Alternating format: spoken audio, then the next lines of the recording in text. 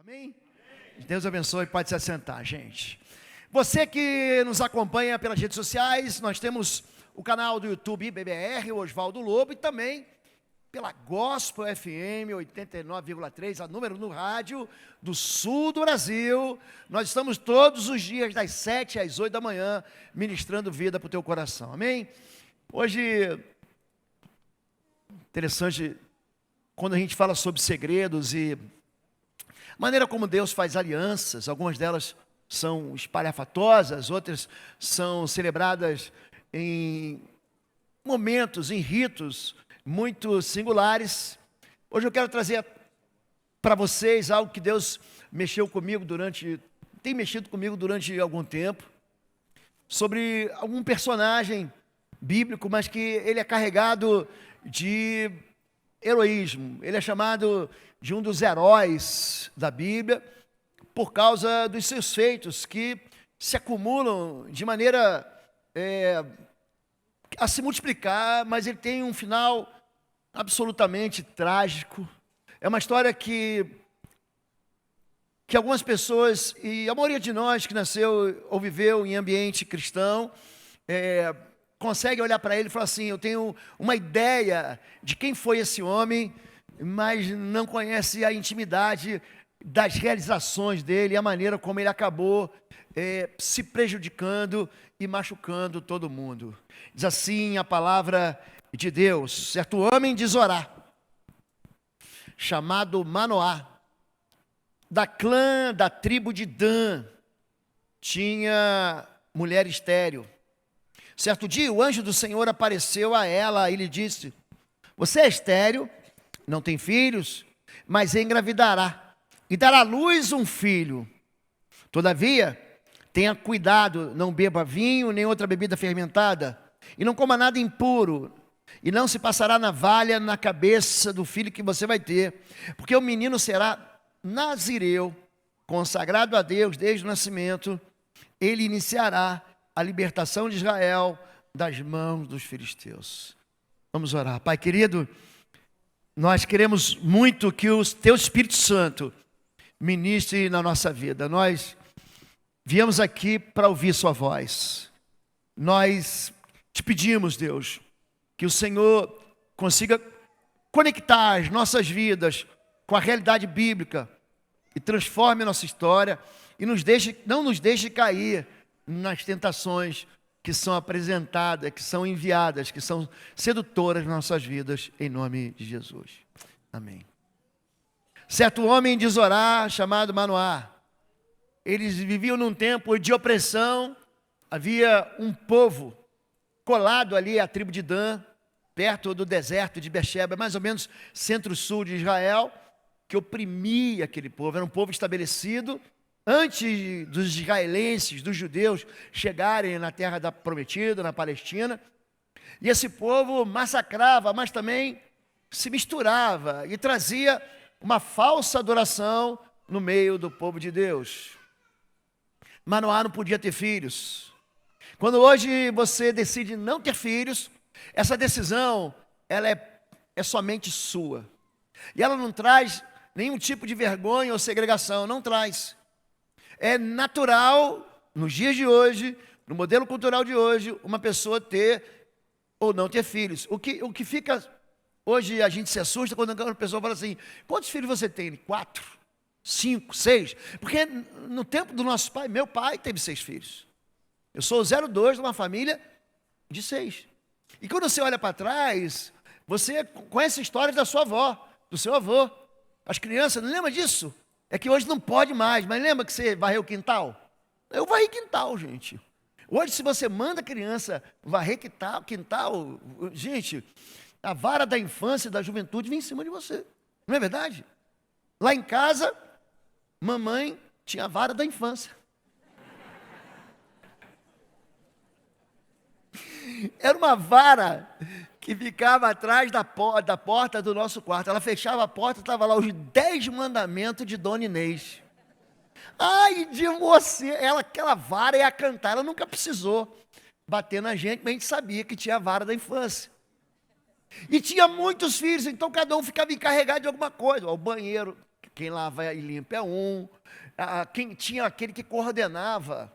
Tinha um negócio de mesada. A mesada nunca chegava para a gente. Por quê? Ela falava assim, ó. Aqui nós estamos gastando tanto de luz. Se a gente chegar nesse nível aqui e não gastar o que sobrar desse valor, eu distribuo para vocês. Mas aí começou, cada um gastava, aí esse mês é do fulano, é do Marcelo, é do Marcos, é do Júnior. Então naquele mês, que ia sobrar uma grana no meu bolso, eu fazia tudo, eu ficava desligando a luz o dia inteiro. Meus irmãos ligavam, eu desligava, ligavam, eu desligava, e a gente ficava assim. Era a regra daquele tempo. Mas hoje, se uma pessoa não quiser ter filho, isso não há para ele nenhum problema. Mas naquele tempo era uma vergonha. E Manoá é visitado por um anjo. E esse anjo diz assim, essa criança que vai nascer não é qualquer criança. Ele vai ser um nazireu. Essa expressão que é diferente e não se encontra dentro da nossa realidade, nem do nosso português, significa consagrado. É alguém que é dedicado, ele não podia se encontrar. Ele não podia ter contato nem com o vinho, nem com os mortos. Mas ele também devia ter um sinal externo. Qual era? Ele não podia cortar o cabelo. Então o cabelo dele ia crescendo. Isso era um voto que era feito para Deus. Era uma promessa que era feita para Deus. Essa promessa está lá em Números capítulo 6. Para que a igreja entenda, se um homem ou uma mulher fizeram um voto especial, um voto de separação para o Senhor. A palavra separação é a mesma palavra para santidade. Quando Deus fala assim, fulano é santo, ele é separado para uma obra. Existem até os utensílios do templo, eles eram santificados. Não pode ser usado mais em nada. Há uma passagem, quando Israel foi invadido pela Babilônia, os utensílios do templo são levados para a capital babilônica, e o rei Beltesazar vai fazer uma grande festa em adoração àqueles falsos deuses, aqueles ídolos. E aparece a mão de um homem numa parede. Está em Daniel capítulo 5. Mené, Mené, Tekel, Persim. Em persa, que significa Deus contou os teus dias, te pesou numa balança e te encontrou em falta. Porque aqueles utensílios deveriam ser usados apenas, ou estavam santificados, separados apenas para a glória de Deus. E essa é a razão do voto do nazireu. Um homem ou uma mulher que fizeram um voto especial, um voto de separação para o Senhor, como nazireu, terá que se abster de vinho. Não pode beber vinho, não pode beber suco de uva. Existe uma razão para isso. Durante todo o período do seu voto de separação, nenhuma lâmina será usada em sua cabeça. Paulo fez voto de nazireu. Vocês vão ver uma passagem bíblica que ele 3 anos não corta o cabelo. O profeta Samuel era nazireu. E continua. Até que termine o período de sua separação para o Senhor, ele está consagrado e deixará crescer o cabelo de sua cabeça. Durante todo o período de sua separação para o Senhor, não poderá aproximar-se de um cadáver. Mesmo que o seu pai, ou sua mãe, ou irmão morra, ele não poderá tornar-se impuro por causa deles, pois traz sobre sua cabeça o símbolo de separação para Deus. Durante todo o período de sua separação, estará consagrado ao Senhor. Então as pessoas separavam, olha, eu vou fazer um voto ao Senhor. Um jejum é um voto ao Senhor. Eu vou entregar uma oferta, é um voto ao Senhor. Isso aqui não é meu, isso aqui pertence ao Senhor. Esse tempo não é mais meu. A minha felicidade agora está em cumprir a vontade do Senhor. Ele se separava por um dia. Por exemplo, Josafá jejua por um dia. Esther jejua por 3 dias. É um tempo em que ele não come. Daniel, voltando a Daniel capítulo 10, ele fica 21 dias sem comer carne. Ele faz o jejum de frutas e legumes. É isso que aparece. Nada daquilo que aquele povo da Babilônia comia, ele vai comer. Porque eles entendiam que a purificação vinha através daquilo que ele comia. É por isso que o judeu tem uma dieta rígida. Você senta, você vai tomar um café da manhã, onde tem carne não tem leite. Então se de manhã tem leite para o café da manhã, você não vai encontrar presunto não vai encontrar mesmo, porque porco eles não comem de jeito nenhum. Mas você não vai encontrar nenhum tipo de carne, nenhum fiapo de um músculo ou de uma carne de qualquer animal, porque eles não misturam carne com leite. É o papel da dieta. Eles entendem que a consagração deles vem por comida. É por isso que Jesus é questionado. Por que teus discípulos não lavam as mãos antes de comer? Porque há um ritual de purificação em toda aquela região que a gente chama de crescente fértil, os povos semitas. Você pode vir lá dos hititas, que são os turcos, até lá embaixo nos egípcios, até os iraquianos, os iranianos, eles vão para a adoração nos templos, eles lavam as mãos e os pés. Então, antes de você entrar na presença de Deus, existe um monte de pias, mas não são pias batismais, são pias de purificação. Eles lavam a mão antes de qualquer coisa. Por exemplo, a marca da circuncisão é feita no homem, na genitália masculina. Em qualquer banheiro que você entre em Israel, qualquer uma, antes do homem ir ao banheiro para fazer qualquer necessidade, ele lava as mãos. Por quê? Porque ele vai tocar naquilo que foi separado, foi consagrado para Deus. Na mente suja ocidental, ele não consegue entender que aquela região é uma região consagrada para multiplicação. E aqui esse homem, ele encontra, dentro desse rito, essas questões. Ele não pode comer qualquer coisa.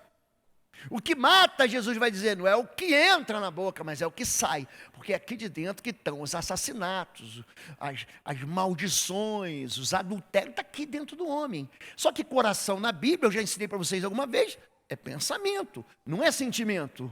Número 2, além dele não poder tocar ou beber qualquer coisa, o vinho, ele não corta o cabelo, nunca. Número 3, ele não pode tocar em morto. Então está aqui o vinho, ele é associado ao quê, gente? A dissolução. E o sujeito bebeu todas. O sujeito se desequilibrou. Então o vinho faz a pessoa perder o controle. Fulano bebeu demais. Aí ele perde o domínio próprio. Essa maneira da pessoa não beber era um protesto contra a ilusão passageira. Por que você não vai beber? Para você ficar com o teu pé na terra. Por que você não vai beber? Para você viver a realidade. Para você não viver por sentimentos mentirosos. Quando Paulo reescreve a carta dele, 5 anos depois de plantar a igreja em Éfeso, ele vai dizer no capítulo 5, não vos embriagueis com vinho, porque há dissolução. Encham-se do Espírito. Em terceiro lugar, o vinho pode roubar o coração e levar um homem a desprezar a Deus. A pessoa vive numa realidade alternativa, aonde ele começa, o vinho domina ele, e aí a gente pode traduzir vinho por qualquer substância que os narcotraficantes, ou que são oferecidas quimicamente para alterar qualquer tipo de controle na sua vida. Número 2, a questão do cabelo. A questão do cabelo é um memorial, não é para dar sorte. Hoje eu entrei aqui no culto fazendo uma brincadeira, porque vai ter um jogo importante para 2 times aqui da capital. Um de fora da capital e outro time. É por isso que eu digo que pastor não pode ter time, por isso que eu torço para o Paraná. Assim não tem confusão. Pronto. Aí não, tem gente que levanta e vai embora. Pastor é paranista, que derrota. Mas pelo menos eu não agrido ninguém. Então eu prefiro apanhar, oferecer outra face, do que, eu digo aqui, né, no Paraná, do que sentir que minhas ovelhas estão de alguma maneira agredidas. Quando a gente fala sobre cortar o cabelo aqui, é um sinal externo de algo que acontece no coração. Todo mundo que olhava aquele homem cabeludo, fala assim, ele está fazendo um voto para o Senhor. Ele tá consagrado ao Senhor. A maneira como ele se vestia, a aparência, já delatava, ó, esse homem é um homem de Deus. Como antigamente você vinha com a Bíblia debaixo do braço, no trem, no ônibus, aquele sujeito ali é crente. Ou então a irmãzinha, que tinha aquele costume de usar a saia, os primeiros, a implantação do evangelho no Brasil, veio cheio de costumes. Então a pessoa vinha, a moça tinha que vir para a igreja de saia. O rapaz, você pergunta aos antigos batistas, tinha que usar chapéu, gente, não podia beber guaraná. Não, vai que confunde o Guaraná com cerveja. Porque eles têm ali o mesmo tom, não é isso? Meio amarelado. Então, crente não podia tomar Guaraná. Crente, o homem, tinha que usar chapéu. Então, isso era uma realidade externa que apontava para algo na vida dele. Um sinal externo de algo que acontecia dentro e apontava a propriedade exclusiva de Deus. É por isso que não cortava o cabelo. E por último, em terceiro lugar, o contato com os mortos. Não se contamina com o pecado. O salário do pecado, o que é, gente? É morte. Aquele que pecar, esse morrerá. Aqui o simbolismo, se você pegar Lucas capítulo 10, semana passada ou retrasada, eu ministrei sobre Lucas capítulo 10, quando?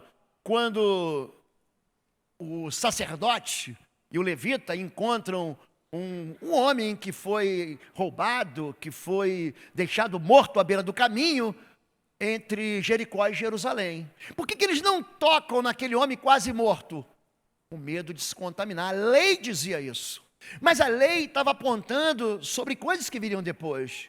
Ele está dizendo assim, você não pode ser influenciado por ninguém, por nenhuma doutrina de obra morta. É isso que Hebreus capítulo 6, verso 1 fala. Fala sobre rudimentos da fé. O rudimento do arrependimento das obras mortas. Quando o pai do filho pródigo vê o filho voltando, ele diz, esse meu filho estava morto e reviveu. Por quê? Porque o pecado, o afastamento de Deus, provoca morte espiritual. A pessoa perde a sensibilidade. Você já pegou assim um morto, você vai num cemitério, é um dia muito triste, aí pega uma agulha, daquelas que a tua avó fazia crochê, de metal, você enfia na carne do cadáver, o cadáver não vai gritar, ai! Porque ele está morto, e o morto não tem sentimento. Uma pessoa longe de Deus, ele não sente a desgraça que ela está fazendo, nem para ela, e nem para quem está perto dela. Então ele fala, não se contamine com o morto, ainda que seja seu familiar que você ama, ainda que seja um pai, ou uma mãe, ou um irmão, é isso que número 6 diz. Ele não está dizendo para você deixar de amar. Ele está dizendo o seguinte, havia algo por trás da lei. O que é? Ninguém pode influenciar o voto que você fez de ser um homem ou uma mulher de Deus. É basicamente isso, vinho, cabelo e tocar em mortos. Por quê? Mas a fonte do poder não era nem o fato dele não tomar vinho, nem o fato dele deixar o cabelo crescer. Então não adianta que eu pego assim, a irmã que tem o cabelo grande, digo, essa irmã tem força. Não é isso, vira amuleto. Era uma questão de fonte de poder. E esse homem, ele pensa no homem que ele era narcisista, egoísta, porque a gente olha ele e parece que ele é um herói, e eu estou falando de Sansão. Se você não entendeu ainda, eu estou tratando do cabeludo do Sansão. E aí, ele era um Lord Riders de cabelo. Sabe aqueles Lord Riders que deixam o cabelão crescer? Não sei se vocês têm alguém aqui com rabo de cavalo. Só que ele tinha 7 rabos de cavalos. Ele não tinha um. Ele tinha 7 tranças. E aí a gente olha para esse herói da fé. Como é que a tua lembrança lá da escola bíblica, das historinhas infantis, dos filmes de Hollywood mostram um homem o quê? Generosamente forte. É um Arnold Schwarzenegger daquele tempo. É um incrível Hulk daquele tempo. Gente, ele promove falência da subsistência. Ele bota fogo nas plantações de trigo, nas vinhas, ele traz desgraça econômica. Ele gosta de aparecer, ele arranca, capítulo 14, de Juízes, ele arranca os portões da cidade e vai se exibir para as mocinhas. Pensa um menino aparício, a mãe dele devia falar assim, ó, quer aparecer, pendura a porta da cidade no pescoço. Ele não dá mínima para as moças. Você vai ver que ele tem 3 encontros, um no capítulo 14, 2 no capítulo 16 de Juízes. Ele não liga nada para a mulher. Pensa um homem assim, que ele é um exibicionista. Pensa um homem assim que é um egoísta. Pensa num homem assim que ele usa o poder de Deus para a sua glória e não para a glória de Deus. Ele vai quebrar a cara. Então você que acha que ele é o teu herói, presta atenção, Esse herói aqui quase morre de overdose. Quase que ele morre de overdose. Veja se consegue induzi-lo a mostrar-lhe o segredo de sua grande força e como poderemos dominá-lo para que o amarremos e o subjuguemos. Alguém invencível. Sabe alguém que você fala assim, mas não dá para ganhar dele. Não dá para vencer ele. É uma força que você olha e fala, é uma potestade. Pode ser um governo, pode ser um problema médico, pode ser uma questão insolúvel na sua família. É impossível vencer. Esse era Sansão, aquele homem que pega um cabrito, ele rasga o cabrito, como eu vou rasgar essa folha de papel aqui, ó, vou rasgar.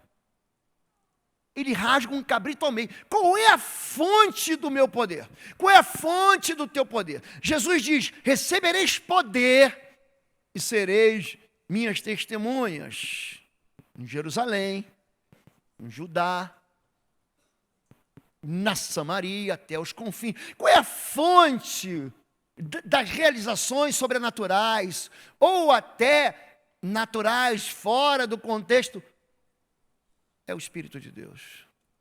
O Espírito de Deus é a fonte do poder desse homem chamado de herói da fé, não por mim, pela Bíblia. Juízes 13, 24, ele cresceu e o Senhor o abençoou. E o Espírito do Senhor começou a agir nele, quando ele se achava em Maanedã, entre Zorá e Astiel. Maanedã é oeste de Dan, Mané. É uma cidade hoje que fica do ladinho de Kiriat Jearim, uma pequena floresta, dentro no deserto. É bem bacana lá. Dentro do deserto tem uma pequena floresta. E ali Deus começou a agir na vida dele. O Espírito de Deus, ele começa a crescer. E o Espírito de Deus começa a tomar conta dele. Diz assim em Juízes 14, 6. Então o Espírito do Senhor se apossou, o possuiu, se apossou dele tão poderosamente que despedaçou um leão, como quem despedaça um cabrito, sem ter nada na sua mão. Juízes capítulo 15, verso 14. Mas o Espírito do Senhor apossou-se dele, e encontrando a carcaça de um jumento, pegou a queixada, e com ela matou 1000 homens. Você imagina o que estava na cabeça dos filisteus? Os filisteus odiavam ele. Os filisteus que sempre mantiveram o poder, os filisteus que dominavam a região, pior do que isso, dominavam o povo de Deus e venciam o povo de Deus, estavam ali por uma razão. Qual é a razão da minha derrota? Qual é a razão da sua derrota? Pecado. Você pode arrumar a desculpa que for, a razão da gente perder em qualquer área da nossa vida chama-se desobediência. Quer que seja o segmento da sua vida, existe algo chamado desobediência, mas você justifica a desobediência por causa da sua natureza, você quer mudar isso. E aqui esse homem, cheio do Espírito Santo, ele vai ser levado para um lugar de tentação. Existem 3 fontes de tentação. Na verdade, o diabo é o grande tentador. O mundo é grande sedutor e a carne gosta do pecado. Eu tive um professor no seminário, Dr. Russell Shedd, uma sumidade, um homem que você perguntava assim, o que quer dizer João 14, 6? Ele, você quer em que versão? Ele perguntava, você quer na Vulgata Latina? Você quer na NVI? Você quer na ARA? Qual é a versão bíblica que você quer? Pensa num homem que falava com a gente grego como a gente fala português. E ele conta para a gente, ele escreve num livro, o diabo, o mundo, a carne e o diabo, as 3 fontes de tentação, mas você sempre vai ser tentado em 3 áreas. Número 1, na ganância pelo poder. Se tu prostrados me adorares, eu vou dar para você autoridade sobre tudo isso aqui. Ganância pelo poder. Você vai ser tentado, número 2, a fazer uma grande bobagem irresponsável e dizer assim, agora Deus vai fazer o milagre por mim. Eu ganho X, eu vou gastar 5X por conta. Deus é Deus da provisão, Jeová Jireh. Gente, isso é pecado. Está entendendo que isso é pecado? Se joga daí. O diabo levou o pináculo do templo e disse, se joga. Não, vou me jogar. E aí, depois que eu me jogar, depois que eu fizer essa besteira, Deus vai mandar anjo. Ele pega um pedaço da Bíblia, capítulo 91, verso 12, 11 e 12, do livro dos Salmos, para tentar Jesus a cair nessa armadilha. Qual é a terceira maneira? É fazer você virar Deus. É fazer com que o mundo gire em torno do teu estômago. É isso. Transforma a pedra em pão. Dá uma de Deus. É o seguinte, já que você é filho de Deus, muda a palavra de Deus. Faz do teu jeito, não precisa obedecer não. Então a tentação da gente fazer o mundo ser do jeito que a gente quer, é a terceira área. Agora, vou contar para vocês aqui. Sansão tropeça nessas três áreas. Um homem que começa a achar que ele pode tudo, porque os sinais seguem ele. Esses sinais seguirão aos que creem. Em meu nome expulsarão demônios, imporão as mãos sobre os enfermos, os curarão, purificarão leprosos, falarão novas línguas. Opa! Agora eu estou com tudo e não estou prosa. Então o que ele faz? Não se ponham em julgo desigual. Gente, não se contamine. Você não vai só se apaixonar por aquela pessoa. Você vai receber valores invertidos, valores contrários à palavra de Deus, porque o teu coração foi roubado. O vinho rouba o coração do homem. E você senta na mesa do bar, ou você senta na mesa da sua casa, e você começa a beber. E eu não estou falando do vinho. Está pensando se a pregação aqui tem a ver com vinho? Não tem nada a ver com vinho. Tem a ver com a falta de moderação. Tem a ver com a falta de controle. E tem a ver com a maneira com que o mundo faz com que você pense do jeito do mundo, e não do jeito de Deus. Em 1 João capítulo 2, a Bíblia vai dizer, não ameis o mundo, nem o que no mundo há. Porque tudo que há no mundo, a soberba da carne, a aparência da vista, o desejo de satisfação pessoal, isso tudo pertence ao mundo. Ora, o mundo passa e a sua cobiça, mas aquele que ama o Senhor permanece para sempre. O mundo ele tem uma maneira de fazer marketing. Ele tem uma maneira de conduzir os seus passos e te embriagar. E você fala, mas não é que é verdade mesmo?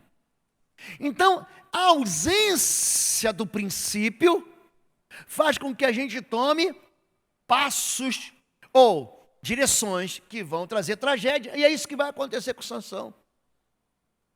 Não fique pensando que o problema é o mundo ou o diabo. O problema está na gente mesmo. Porque esse Sansão aqui vai começar a falar que o problema é a mulher. E aqui não se coloque em julgo desigual. Não há nenhuma aliança entre o justo e o injusto, entre Cristo e Belial. Mas ele acha que não, porque ele tem poder. Diz assim em Juízes 14:1, e desceu Sansão a Timinata.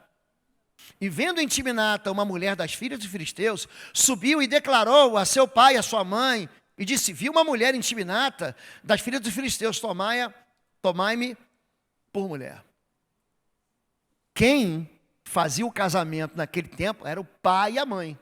Ele não podia chegar lá e falar assim, eu quero você, vamos casar. Isso era considerado uma violência sexual. Tinha que ser combinado entre pai e mãe. Aí o pai aqui, para encurtar a história, fala, mas não tem tanta moça bonita dentro da igreja? Você vai se interessar para a moça que mora lá longe, que serve a deuses, que você não serve, que não é o Senhor. Ele fala, eu quero ela, quero ela, quero ela. E o menino mimado, ele ganha tudo. E papai dá tudo para ele. Você conhece a história de gente que foi traído na lua de mel? Conhece? Eu conheço. Gente que saiu uma semana em lua de mel, quando voltou, o casamento acabou, porque a pessoa foi traída na lua de mel. Sansão vai ser traído na lua de mel. E a mensagem de hoje trata disso, de alianças que são quebradas, de segredos que são ocultados, de inconfidências. Ele faz uma aliança com quem ele jamais deveria fazer. Só que esse homem já tinha trazido muito prejuízo para os filisteus, para os inimigos dele naquele tempo. E aí, na véspera da noite de núpcias, ele fala assim: eu vou fazer então aqui para você, para a gente empatar o jogo, eu vou te dar aqui uma charada. É isso que ele faz. Ele tinha acabado de matar um leão, e quando ele volta no caminho do leão, aquela carcaça do leão tinha mel dentro dele. É gente que quer tirar coisa boa de dentro daquilo que é podre. O leão ficou pelo caminho. Talvez os urubus, os corvos, que da região ali de Israel, tenham devorado a carne, mas ficou aquele cheiro podre de carne que ficou pelo caminho sem ser enterrada. E dentro daquela carcaça podre, estragada, fedida, horrível, tinha um favo de mel. É gente que quer tirar coisa boa de dentro daquilo que é ruim. Tem gente que quer tirar a lição do meio de gente ateísta. É gente que quer tirar, não, mas tem algo bom aqui, dentro dessa lixeira, ó, achei um camarãozinho fresco. Ele lança uma charada, a charada tinha a ver com isso. A esposa dele, a noiva dele, prometida para ele lá de Timnat, sabia disso. E ele falou assim: vamos combinar aqui uma aposta. Você sabe que crente não aposta, mas tem um monte de crente apostando no sport betting, perdendo dinheiro na loteria, jogando o jogo do bicho. Pastor, vou fazer uma fezinha. Crente não joga, mas ele coloca a esperança no dinheiro, o Deus dele é o dinheiro. E aí ele fala assim: vamos combinar aqui? Se eu ganhar, eu dou para vocês 20 vestes festivais, mais ou menos o seguinte: eu dou para vocês 5 smoking, 5 ternos ali da loja de terno mais cara do shopping. E se vocês perderem, cada um me dá uma. Então, aí eles começam. O que ele quis dizer com essa charada? Ninguém sabia o que significava charada. Gente, quem descobre charada no filme é Batman. Porque o Batman, ele luta contra o charada. Ele tem um computador lá dentro da Batcaverna, ele joga lá o problema, ele resolve o problema da charada. Mas ali não tinha o Batman. Aí eles chegam para a mulher dele, para a noiva dele, assim: ó, seguinte, se você não contar para a gente a charada, nós vamos matar você e vamos queimar a tua família inteira. Você está entendendo que você se associa com pessoas, você se associa com a cultura das pessoas? Está entendendo que quando você se casa com alguém, se apaixona por alguém, e, ai pastor, a paixão me mordeu. Você ama porque você quer. Deus amou porque Ele quis. Ele amou o mundo de tal maneira que deu o seu filho. Não foi a flecha do cupido ou cupido? Não foi não, foi você que quis. Foi você que ficou andando em volta e girando em volta para se apaixonar. E aqui ele é obrigado, ela é obrigada a aqui começam as traições da aliança. Esse homem começa a construir a tragédia. E foi Sansão a Gaza e viu ali uma mulher prostituta e entrou a ela. Eu sou de Deus. Eu estou pecando, não está acontecendo nada. Eu sou de Deus, eu estou pecando e não está caindo raio na minha cabeça. Mas sabe o que eu pensei? Não é bem assim não. Ele está construindo, ó. Ele acendeu um rastilho de pólvora lá atrás. Ele botou assim, ele acendeu a bomba de retardo. Ele vai chegar lá, parece um Tom e Jerry. O Tom sempre tenta explodir o Jerry. Aí quando vê, a dinamite está amarrada no rabo do gato Tom, entra na goela do Tom, ele que explode. É isso que vai acontecer, gato Tom. Então, você não entendeu? Eu estou tentando fazer um desenho para você aqui, meu filho. E depois disso, ó, o menino tinha as ficantes dele. Vocês estão entendendo isso? Aqui, em 3 capítulos, ele está, entre aspas, ficando com 3 meninas diferentes. Uma menina que ele queria casar, mas que não deu certo. Uma menina que ele não queria casar e uma menina que ele se apaixona como uma grande amante. E depois disso aconteceu que se afeiçoou a uma mulher do Vale de Sorek, cujo nome era Dalila. E quando você fala em Dalila, gente, essa moça aqui, você fala assim, pastor, essa mulher não era fácil não. Essa moça tinha conexão com a política. Os líderes chamam ela. Ela devia ser lindíssima, devia chamar a atenção. Elas chamam a moça, eles, os filisteus, e obrigam ela. Essa aqui, escute o que eu vou falar, essa moça é vítima.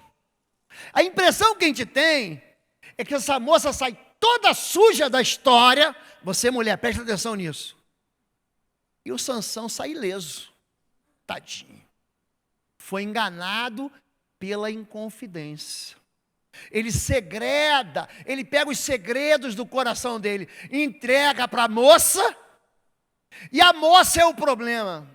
Olha para mim. O problema não são os outros. O problema não é o vinho. O problema não é que você vai no shopping. Ai, pastor, não aguentei, aquela blusinha estava na promoção.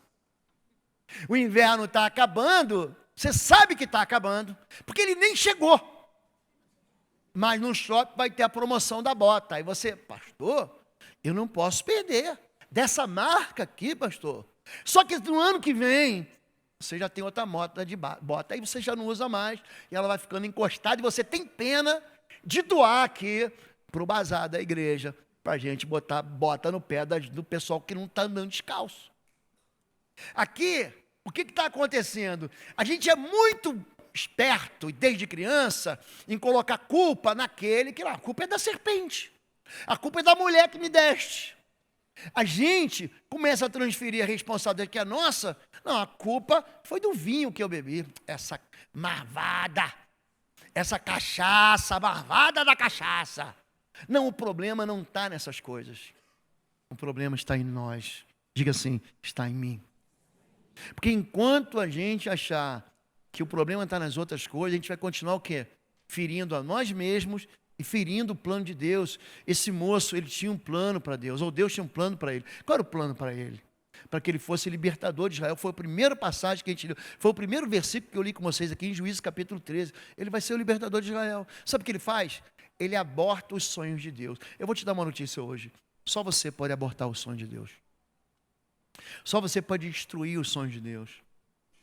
Quando em Jeremias 29, Deus fala, ó, eu bem sei que tenho planos, eu tenho a respeito de vós, plano de paz e não de mal, para dar um fim, um destino para vocês. Ó, vocês vão orar a mim, passarão a orar a mim, eu vos ouvirei. Serei achado de vós, diz o Senhor, quando me buscarem de todo o coração. Qual o problema da gente? O problema da gente é a gente. Qual o problema de Sansão? Ele constrói uma tragédia. E aí, gente, essa passagem de Oséias, esse livro é muito bom, porque ele lida. Foi a única pessoa que Deus falou o seguinte, você vai lá e casa com ela. Pastor, estamos orando para ver se Deus quer que a gente case. Me dá uma referência bíblica disso, por favor. Me dá uma referência bíblica, porque esse está dentro do imaginário gospel. Aí, não, Deus revelou, o pastor orou, aí ele começa a namorar a noiva, separa. Aí ele fala, não, eu recebi por profecia. A irmã da revelação do sapatinho de fogo me disse que era essa, querido, presta atenção. A única pessoa que Deus mandou casar, única pessoa, foi esse tal de José, falou assim, casa com Gomer. E ele vive, gente, pensa aquele moço que andava pela cidade de Jerusalém com uma galhada na cabeça. Peraí. Essa moça traiu ele de todo jeito, de todas as formas, com todas as pessoas, mas havia o que? Um simbolismo nele. Vocês estão olhando para o profeta Oséias? Olha aqui, ó. É Deus falando, sou eu que estou sendo enganado, eu te tomei por noiva, e você, em vez de me ter como único marido, você sabe que a igreja é a noiva, Jesus é o noivo, você está se encantando com todo tipo de prazeres por aí. Era para exemplificar a maneira como nós estamos tratando Deus. Ali o profeta, ele simboliza o sentimento de Deus que está sendo rejeitado. Ele começa dizendo, meu povo Ele cometeu contra mim 2 crimes, ele me abandonou. Fontes de água vivas e cavou para si cisternas rachadas que não tem água. É gente buscando matar a sede onde não vai ter água. É gente buscando felicidade fora de Deus. É gente buscando alegria fora de Deus. É só isso. E aqui ele vai dizer: o vinho, o mosto e a sensualidade tiram a inteligência. Existem coisas que emburrecem a gente. Você não está percebendo o que está acontecendo. Você não está vendo que você está destruindo a tua vida. Você não está vendo que você está fazendo um mau negócio. Você não está vendo que você está destruindo a vida dos seus filhos, a sua própria casa, a sua própria história, tudo que você construiu. Ah, pastor, estou cansado, eu quero ser feliz. Pronto, é isso que o vinho faz. A sensualidade atinge as pessoas. Você já tomou um pilequinho? Não precisa levantar a mão, não. Você já tomou um pilequinho e ficou doidão? Hein? Já tomou? É isso, sabe isso de você tomar um pilequinho, sabe? E de repente você fala assim: não consigo voltar para cá. Onde é que eu moro mesmo? Alguém tem que te... Pronto, é isso que acontece com a sensualidade. A sensualidade é um espírito demoníaco. Continua. A sensualidade, o vinho, o mosto, tiram a inteligência. O meu povo consulta a sua madeira, ídolos, e a sua vara lhe responde, porque o espírito de sensualidade os engana. Eles se apartam da sujeição de Deus. É isso que a sedução faz em qualquer área, gente. Em qualquer área. O que te seduz? O que te leva para longe de Deus? E aí, aqui ele vai profanar a santidade. Disse, pois, Dalila a Sansão: conte-me, por favor, de onde vem sua grande força. Ele vai simulando a derrota dele. Ó, pega minhas 7 tranças. Você vai amarrar com 7 fitas de couro, com 7 cordas novas. Ele vai uma vez, ele vai brincando de ser preso. Aí no final, confiando no segredo. Tá bom, vou te contar. Qual o segredo dele? Então ela lhe disse: como você pode dizer que me ama se não confia em mim? Esta é a 3ª vez que você me fez de bobo e não me contou o segredo da sua grande força. Aí ele fala o quê? É o meu cabelo. Era o cabelo, gente? Cabelo da força, gente? E aí, a moça de cabelo grande, você é fortona, é isso? Qual era o segredo da força dele, gente? Era o Espírito de Deus na vida dele. Só que ele começa a quebrar os votos um por um. Ele está lá, o leão está morto, está podre. Ele vai lá, tira a mel de dentro do leão para comer o que é bom de dentro do mal. Aí ele vai e começa a se embebedar com as pessoas e com as mulheres dele. Ou seja, com quem te seduz. Aqui parece que é só uma relação de sensualidade entre homem e mulher, mas não. É qualquer coisa que seduz você. Qualquer coisa que engana, que tira você, que leva você para longe de Deus. E aí ele conta no final: faltou quebrar um voto. Tem gente que está preso por um fio de cabelo a Deus. Ele já estragou um monte de pedaços da vida dele, mas ele ainda está agarrado com Deus.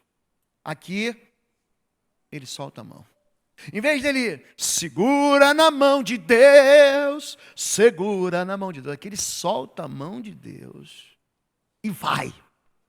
É isso que acontece com ele. E diz assim: quando Dalila viu que Sansão lhe tinha contado todo o segredo, enviou essa mensagem aos líderes dos filisteus: subam mais uma vez, pois ele me contou todo o segredo. Os líderes dos filisteus voltaram a ela levando a prata. Tinha grana no negócio. Tinha ganância na história. Tinha recompensa nessa história. A gente está pensando que eles estão preocupados com a gente, fazendo dormir no seu colo. Presta atenção em quem você confia. Olha para mim. Presta atenção aonde você bota a tua cabeça para dormir. Fazendo dormir no seu colo é muita intimidade. Ela chamou o homem para cortar as 7 tranças do cabelo dele. Ô soldado filisteu, corta aqui. E assim começou a subjugá-lo e a sua força o deixou. Quando é que o Espírito Santo nos deixa? Aliás, existe um pecado que não tem perdão. Todo pecado e blasfêmia, capítulo 12 de Mateus, capítulo 11 de Lucas, todo pecado e blasfêmia serão perdoados. Mas o pecado contra o Espírito Santo não tem perdão, nem nessa era, nem vai da vindoura. Vou dar uma notícia boa para você. Se você está nesse culto aqui, você não pecou contra o Espírito Santo. Para que você saia daqui aliviado. Se você está ouvindo essa mensagem pela internet, pela Gospel FM, você não pecou. Pessoa que peca contra o Espírito Santo se divorcia de verdade para nunca mais voltar. Aqui o segredo da força dele não estava no amuleto. Não, pastor, eu fui batizado. É memorial de aliança. Não, pastor, eu tomo a ceia todo domingo. Você sabe que todo primeiro domingo de mês, você vem aqui para celebrar o memorial, para dizer assim, eu estou esperando o meu Senhor. Para isso que se celebra a ceia. Para você dizer, Jesus fala o seguinte, toda vez que vocês se reunirem para comer e para beber, vocês estão falando no mundo espiritual que eu vou voltar. Vocês estão relembrando a aliança que a gente tem junto. Vocês estão lembrando a morte do Cordeiro até que ele venha. Então nós vamos celebrar a ceia até quando? Até que ele venha. Mas a ceia não faz você virar anjo. A ceia não te livra do azar. É isso que eu quero que você entenda. Se não adianta você celebrar a ceia e continuar vivendo no pecado. É isso. E a questão aqui não é não alisar o pecado, ou ser firme contra o pecado, é dizer que os nossos problemas, os problemas que Sansão colecionou para ele, foram problemas que ele mesmo criou. Por quê? Porque ele sabia, ele aprendeu de manhã, de cedinho, a mamãe falou, você não pode tocar em morto. Só que ele faz tanta atos de heroísmo, e ele aparece tanto para Israel. Gente, eu fico imaginando, aquelas moças de Israel ficavam esperando assim, o que ele vai pedir em casamento? Ele não consegue ver nada de bom dentro da igreja, ele só consegue ver o que é bom do lado de fora. Aí ele quebra a cara uma vez, ele quebra a cara a segunda vez, e ele quebra definitivamente a cara na terceira vez. Aqui a força dele o deixa, e aí eles furam os olhos desse homem chamado Sansão, você não vai conseguir mais enxergar. Já viu gente que perde direção? Ele ficou cego. A paixão cega a gente. A paixão tira a inteligência. A paixão não deixa a gente raciocinar direito. Essa paixão que você tem pelos carros, essa paixão que você tem pelo poder, essa paixão que você tem pelo dinheiro, essa paixão que você tem pelo prazer. Eu quero ter prazer, essa idolatria do prazer. Hoje, teologia. Existe uma doutrina antibíblica chamada deísmo. Deísmo com D mesmo, D de Deus. Ela surge no passado. Quer ver um cara que era deísta? Thomas Jefferson. O terceiro presidente dos Estados Unidos, deísta. Você entra em Washington, meu pai me levou pequenininho, 10 anos. E aí em inglês ele traduzia para mim, tem lá um monumento, e lá tem as palavras de Thomas Jefferson. Esse homem, o deísta, ele acha que Deus criou o mundo e saiu fora, vazou. Vocês que se virem aí com as suas leis. Ele não crê no milagre. Ele não crê na interferência de Deus. É o deísta. Hoje o deísmo tem uma cara nova. Hoje o deísmo tem uma roupagem nova. Seja uma pessoa boa, seja boa com todo mundo e seja feliz. O deísmo exclui Jesus. O deísmo é um humanismo com capa de religiosidade. E é isso que está acontecendo com esse homem. Ele vai tentar ser feliz dentro do lugar da infelicidade. A sua força o deixou. Ele acordou, aí o verso 20 já está feita a miséria. Ele acordou do sono e pensou, sairei como antes, me livrarei. Deus me livrou tantas vezes, deixa comigo. Manifestou um demônio, eu vou lá em nome de Jesus. Qual foi o problema? Eu gastei demais? Não, Jesus vai me livrar, querido, você vai ter que parcelar essa dívida de novo. Vai ser mais 1 ano, 2, dessa bobagem que você fez. Você errou no casamento, você vai ter que consertar o teu casamento. Mais uma vez, mas não sabia que o Senhor o tinha deixado. Os filisteus o prenderam, furaram seus olhos, levaram para Gaza, tiraram ele da casa dele. Prendendo-o com algemas de bronze e o puseram para gerar o morinho na prisão. Então, diga, prisão. Ele fica prisioneiro, Você já andou sem sair do lugar? Já andou? Já correu na esteira? Quanto você correu hoje? 5 quilômetros, mas não saiu do lugar? Tem área na tua vida que você gira moinho? Tem área na sua história que você não sai do lugar? É isso A pessoa está cega, ela não tem lugar, ela não consigo sair disso. Eu estou dentro de uma prisão, eu estou girando, eu estou andando, correndo, me esforçando, trabalhando. Não tem fruto do meu penoso trabalho, pastor. As coisas, por mais que eu faça, não andam. Está aqui, ó. É o vencedor derrotado, ele beija a lona. Ele toma um murro. Aquele homem vencedor. Por que que ele cai? Porque uma pessoa descobriu qual foi a fraqueza dele. Sabe qual é a minha fraqueza? Sabe qual é a sua fraqueza? É você deixar o Espírito Santo ir embora. Quando? Quando nós prevaricamos. Quando nós escolhemos o prazer em lugar de escolher a vontade de Deus. Eu não estou dizendo que a vontade de Deus não dá prazer, não dá. A Bíblia diz que Deus é um Deus de prazer.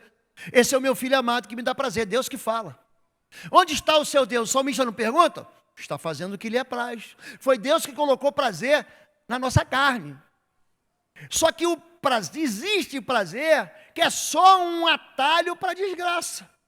Então, o que é a tentação? A tentação é uma oferta de algo legítimo e bom através de um caminho ilegítimo e mau. Você pode ser rico, não pode roubar. Você pode ter um bom casamento, você não pode destruir a tua vida ou a vida dos outros. Não deseja a mulher de próximo ou o homem da próxima. Você pode crescer na empresa. Você não pode massacrar os empregados para crescer na empresa. Esse homem aqui é atraído por alguém que o coração dele era totalmente entregue. Mas a história não acaba aí. A história vai acabar com um negócio chamado arrependimento. Gente, se tem algo bom que Deus deu para a gente, é o chamado arrependimento. O arrependimento é um simancol. Tua mãe falou assim, liga o simancol. Você já sentou assim... As crianças não entendem isso, o de hoje. Sentou na mesa assim, teu pai te deu uma olhada assim, ó. Que parecia o Ciclope do X-Men, assim, ó. Que mandou o raio laser. Já aconteceu com você isso? Era o simancol. Ou então o papai falava assim, quando chegar em casa a gente conversa. Tua mãe já falou isso? Tua mãe já falou assim, ó. Pode entrar que você não vai apanhar ela com o chinelo na mão. Já falou isso? Aí você fala, mãe, eu nunca mais vou fazer. Mãe, então, pegou você pela orelha, que tu for a pontinha do pezinho. Deus dá algo para a gente, arrependimento. Sansão, depois de estragar a vida dele, ele se arrepende. Eu vou adiantar essa parte aqui, para a gente encerrar. Está aqui. Mas logo o cabelo de sua cabeça começou a crescer de novo. Logo ele falou assim, vou voltar para o meu voto. Ele podia deixar o cabelo dele curto, mas ele estava amarrado naquela condição, estava algemado. Aí o cabelo dele, ele volta a orar, sabia? Ele volta a jejuar. Ele volta a buscar Deus na sua palavra. Ele volta para a igreja. Ele volta para a célula. Ele coloca uma célula dentro de casa. Ele começa a consertar de novo, ele vai começar do zero. Ele vai começar do nada. Sabe aquela terra arrasada? Você já deu uma festa de arromba na tua casa? Já deu? Aí quando todo mundo vai embora, vem tua sogra, teu sogro, teu cunhado, vem todo mundo comer, beberam. E aí acabou o copo, ninguém vai lá para lavar um copo. Ele pega mais um copo, mais um copo, mais um copo. Aí vieram 15 pessoas na tua casa, mas tem 60 copos para lavar. E aí você bota toda a prataria, toda a louça. Aí tem o suplé, porque agora tem que ter suplé. Sabe o que é suplé?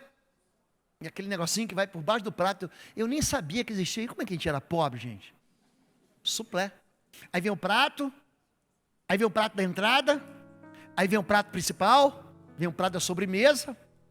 E aí no final, as crianças que visitaram, pegaram sorvete de chocolate, passaram no sofá branquinho. Brincaram. Ai, eu não como carne. Toma iogurte. Aí pegou o iogurte e derramou na cortina. Gente, quando termina a festa, a gente vai ter que arrumar tudo. Aí eu fico lá 1 hora, não sei se os homens têm essa dificuldade. A pia devia ser um pouco mais alta. Você começa a lavar a luz, gente, me dá dor na coluna. Eu tenho que abrir a perna assim, ó, para conseguir entrar para encaixar na pia. Fica o negócio. Eu falei, como é que a Fabíola consegue? Não, mas é porque é um pouquinho menor, a pia é feita para ela. Não foi isso que eu quis dizer, não. Não foi mesmo. Não foi. Amor, foi feito para mim. Me arrependi. Pronto, me arrependi. Amor. Me arrependi. Não, gente, eu lavo louça, pelo amor. Eu lavo muito. Agora não dá mais para consertar. Eu estou aqui em Sansão, cego, algemado, girando moinho. Bom, vamos mudar de assunto? Sansão, o cabelo dele cresce. Sansão orou ao Senhor. Ó, como é que Deus conserta. Gente, uma oração conserta. Sansão orou, Senhor, ó soberano Senhor, lembra-te de mim, ó Deus, eu te suplico, dá-me forças mais uma vez. Diga, me dá força mais uma vez. Diga isso, me dá força mais uma vez. E faz com que eu me vingue dos filisteus por causa dos meus 2 olhos. O que você perdeu? Sansão perdeu os olhos, perdeu a liberdade. O que você perdeu? Eu só queria que você entendesse que aquilo que a gente perde é porque a gente aprende errado e faz errado, ou porque a gente aprende certo e faz errado, ou porque a gente sabe tudo e continua fazendo errado. Então, pede mais uma vez para Deus. Pede para você conseguir se vingar das suas perdas. Não se vingar contra as pessoas. O nosso inimigo não é carne e sangue, não é ser humano. A Bíblia manda você fazer bem o que te faz mal. Mas a nossa questão toda é consertar aquilo que a gente errou lá atrás. Amém? Leva essa palavra no teu coração. Não só como um sermão bonitinho. Eu não quero isso. Mas como algo que você tem que tomar uma providência e consertar na sua vida. Conserta. Pede a Deus mais uma vez. Pede mais uma oportunidade. Deixa o cabelo crescer. E aqui não tem nada a ver com o teu cabelo. Deixa a unção ser derramada de novo na tua cabeça. Deixa de novo Deus ser Deus na sua vida. Deixa de novo Deus entrar na tua história. Pede para Deus, Deus, conserta isso. Você quer isso? Vamos ficar em pé em nome de Jesus. Temos uma canção. Enquanto nós vamos adorar a Deus, hoje só tem um apelo para você. Só um apelo. Duvido aqui, só se tiver anjo entre nós. Todo mundo aqui já deu a de Sansão. Todo mundo aqui um dia, Deus falou, toma esse caminho aqui, e você se entortou. Não vem com essa conversa que você não pecou. A Bíblia diz que aquele que diz não tem pecado, ele mente. Então não vai dar de mentiroso. Mas tem gente que precisa consertar. Tem gente que precisa estar preso. Você está preso, amarrado. Você não sai do lugar. Vamos pedir para Deus mais uma vez. Quero chamar os pastores aqui na frente. Quero chamar todo o time da intercessão, Elda, Marilene, todo o time da intercessão aqui.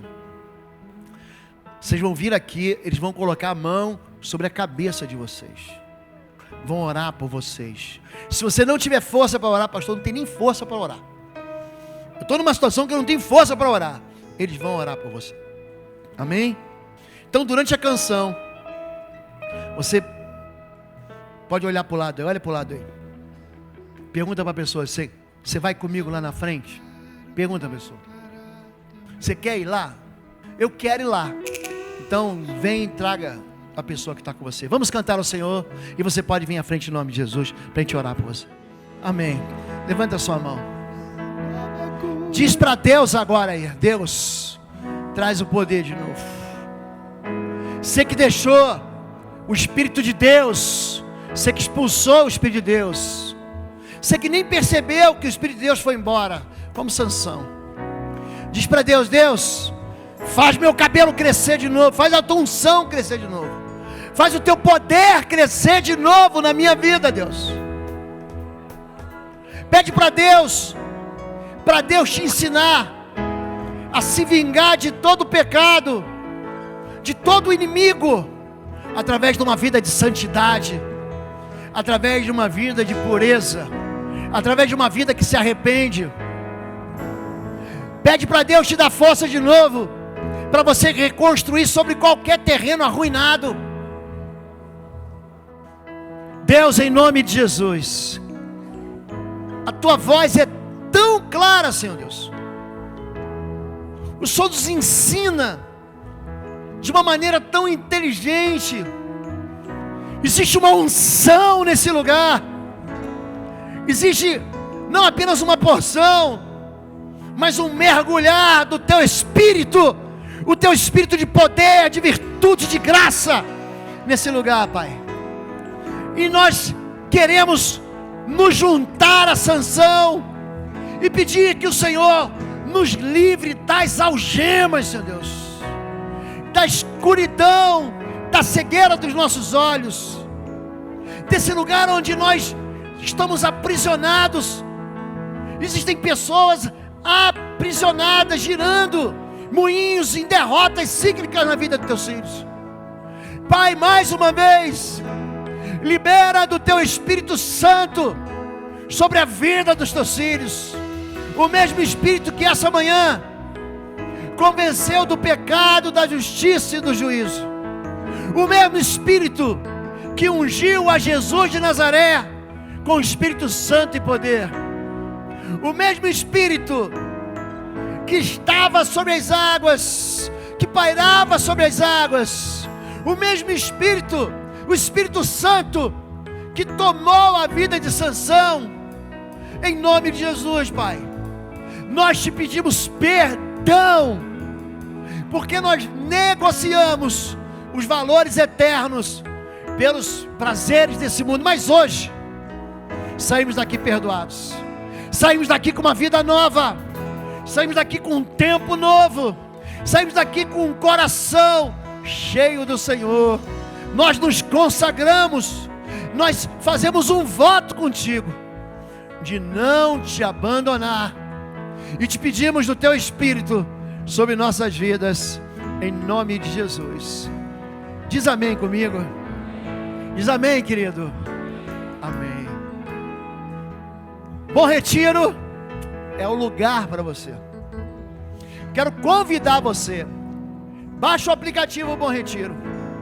Clica em células. As nossas células estão espalhadas sobre toda a cidade. Tem uma célula perto de você. Se você clicar na célula quero participar, vai aparecer a célula mais perto da tua casa. Você vai ficar surpreendido. Mas está a 1 quilômetro da minha casa. Está ali do lado. Deus abençoe você. Se você não é membro de Bom Retiro, ali atrás está o pastor Paulo e aqui tem um QR Code, ó. Você pega o teu celular, a câmera do teu celular, e aqui vai te dar todo o caminho para você ser membro em Bom Retiro. Você quer ser batizado? É aqui. Levante sua mão. Que o amor de Deus, o nosso Pai, a graça do nosso Senhor e Salvador Jesus Cristo e as consolações do Espírito Santo de Deus sejam sobre a sua vida. Vai com Deus, boa semana. Lord Riders, Deus abençoe. Vai com Deus.